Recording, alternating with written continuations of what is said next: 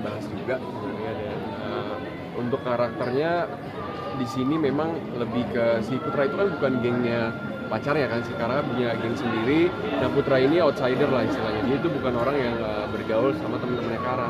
Cuman memang dia banyak juga menyelidiki dan berpikir kayak sebenarnya nih bener nggak sih teman-temannya Kara itu. Intinya dia punya concern tersendiri, that's why memang dia ikut membantu menyelidiki dan juga melindungi sang kekasih.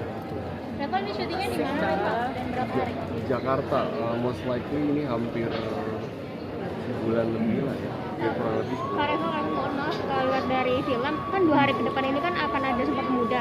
Kak Reva akan ada Sumpah Pemuda. Nah, bagaimana Kak Reva sebagai seorang aktor begitu memaknai itu, dan apakah film ini menjadi salah satu hal yang mau Kak Reva persembahkan begitu untuk masyarakat? Pastinya kalau aku pribadi ya udah seneng banget kita sinias Indonesia udah mulai grow lagi semenjak pandemi kemarin, memperingati Sumpah Pemuda juga. Pastinya semoga film-film nggak semua nggak genre horor tapi semua bisa bangkit lagi dan banyak banget warna-warna baru di sinias dan banyak banget director dan juga pemain-pemain yang menurut aku dedikasinya sangat luar biasa. Hopefully di tahun ini dan tahun depan dan seterusnya makin banyak lagi sih yang mewarnai sinias Indonesia. Berarti ini salah satu hal yang mau Kak Reva berikan begitu ya Kak, karya yang diberikan untuk masyarakat. Karena beda pastinya. juga nih karakter yang berbeda, genre yang berbeda, semuanya berbeda dari sisi Reval Hadi yang pemain drama. Sulit nggak sih Kak untuk mengatur emosinya, karena kan sebelumnya mainnya drama romance gitu kan, ini horor. Ada kesulitan atau perbedaan yang signifikan nggak sih? Pastinya banyak sih, cuman untungnya punya banyak waktu yang dari awal tuh brainstorm di awal gitu, bareng pemain, bareng director, visi-visinya jelas, terus juga treatment di sini banyak banget action dan juga banyak hal yang aku juga pas di syuting tuh kayak wah ini beneran serius kayak gini gitu. Jadi banyak banget pengalaman yang baru, tapi untungnya kita tuh semua vibes-nya tuh satu energi gitu. Jadi nggak ada yang ngerasa gimana-gimana, semuanya went well.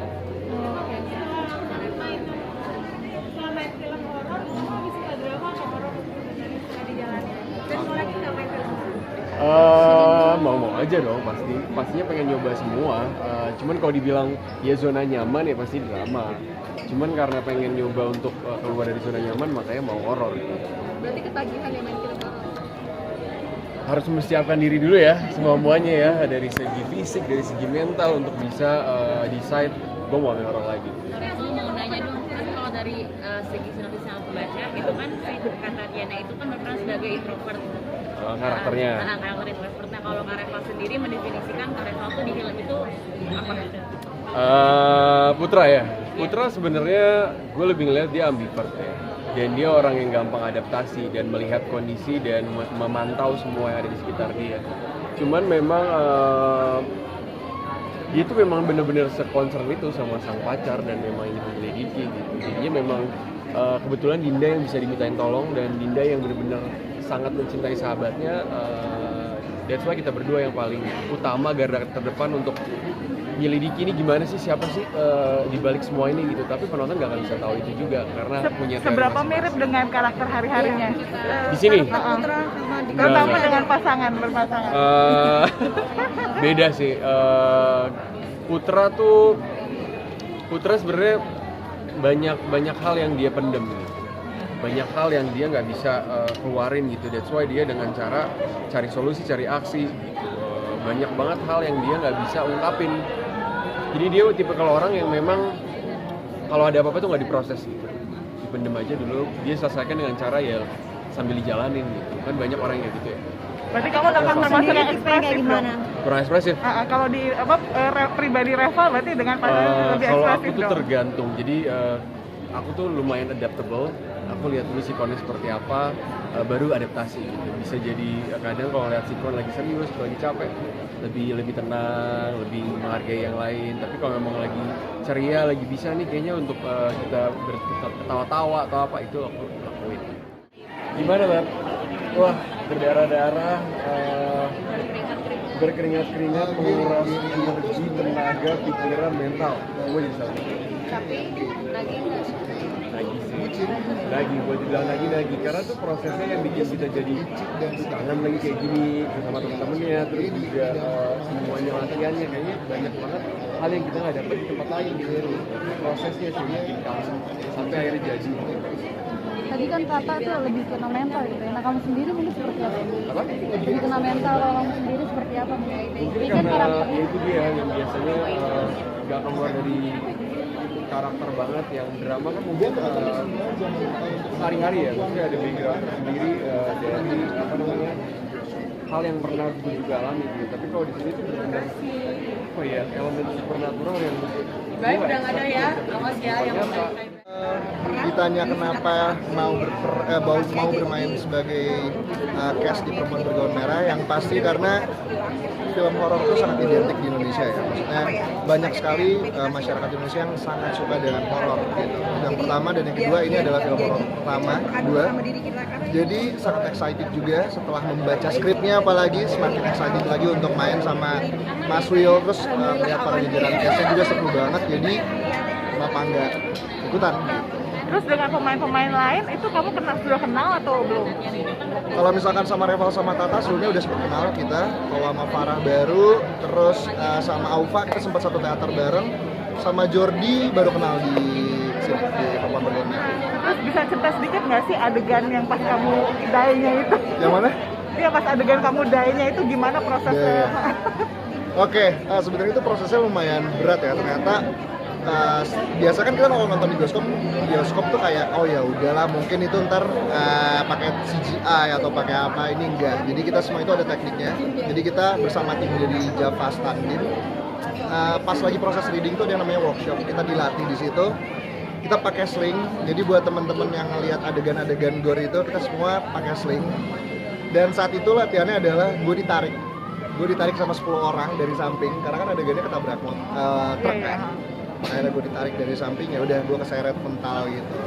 Jadi sebelum truknya datang gue udah diseret duluan. Lumayan ini dong, pegel-pegel dong. Kebetulan sakit semua badan, biru-biru semua, jadi ya itulah serunya syuting horor sebenarnya. Kak mau tanya dong Kak, Kak kan ini kan 2 hari ke depan tanggal 28 Oktober kan akan ada Sumpah Pemuda Kak. Oke. Kan sebagai seorang aktor bagaimana sih memaknai hal tersebut dan apakah film ini merupakan salah satu kontribusi Kakak gitu untuk memberikan sesuatu kepada anak muda masyarakat Indonesia tanggal 28 nanti? Betul, gue setuju banget. Kita sebagai pemuda punya caranya masing-masing untuk merayakan Hari Sumpah Pemuda. Mungkin untuk beberapa aktor cara merayakannya seperti ini, kita membuat karya untuk Indonesia yang bisa dinikmati, bisa membuat para penontonnya tuh, pada masyarakatnya tuh terhibur lah sama kita semua. Ya mungkin itu salah satu kita merayakan Hari Sumpah Pemuda untuk para aktor. Kak dalam film tadi kan ketika terlihat ekspresi takutnya begitu ketika ketemu hantu ya tadi kan ketika di jalan itu membangun emosi rasa ketakutan itu seperti apa dan apakah setelah break shooting itu rasa takut, cemas dan khawatir itu terbawa ke dunia nyata? Oke, jadi ini adalah salah satu pertanyaan yang gue ajuin ke Mas Will waktu itu. Mas Will, gue belum pernah lihat hantu. Gue nggak tahu rasa takut itu seperti apa. Kalau gue nonton horor kan gue tahu itu film yang dibuat. Tapi kalau untuk rasa yang gue rasain sebagai karakter gitu, itu gue nggak tahu gimana cara membangunnya. Dan akhirnya Mas Will memberikan gue input dan masukan. Akhirnya gue build sendiri semuanya. Oke, gue akan membayangkan gimana caranya, gimana rasanya gue ketemu sama hantu gitu ya. Ekspresinya seperti itu, jadi dibuat. Berarti takutnya itu benar-benar takut Beneran dari takut. dalam diri sendiri? Beneran takut. Jadi ya sesimpel kayak misalkan kita nggak takut sama binatang apapun gitu, tapi kan kita bisa membuat rasa itu ada ya dengan cara otak kita kan, pikiran kita kayak gue takut akhirnya jadi takut. Sama kayak proses kita dari reading workshop itu cara ngebuatnya. Jadi saat proses syuting itu beneran terjadi di malam hari ya adegannya? Di malam hari kita syuting sekitar jam 11-an, itu full adegannya traveling di situ. Sekitar 5 jam kita ngeberesin adegan itu, karena kan lumayan cukup lama ya adegannya. Sama saya pertanyaan tadi saya lupa, kan tadi udah cerita, kamu kan jadi pasangan yang bucin ya. Iya. Seberapa mirip atau seberapa beda dengan karakter asli kamu? Oke. Kalau ditanya bucin apa enggak, gue bucin sih aslinya ya. Gue aslinya bucin. Kalau misalkan gue punya pacar, gue pasti akan melakukan apapun buat pasangan. Tapi kalau ditanya apakah gue sama kayak Gary, kayaknya enggak deh. Gary kayaknya terlalu egois untuk seorang pasangan ya, cuma pengen senengnya doang gitu. Oke. Sekarang boleh pertanyaan terakhir, proyek kamu untuk selanjutnya ini apa setelah ini? Oke, kalau untuk proyek selanjutnya kebetulan ya nanti bakal ada, tungguin aja. Gimana ya ceritanya ya? Sebenarnya belum mulai dipublish, tapi nanti insya Allah bakal ada tayang Film, drama? kemarin kebetulan baru beres syuting film dan sekarang lagi lanjut lagi ke project selanjutnya, so insya Allah tahun depan bakal tayang sih.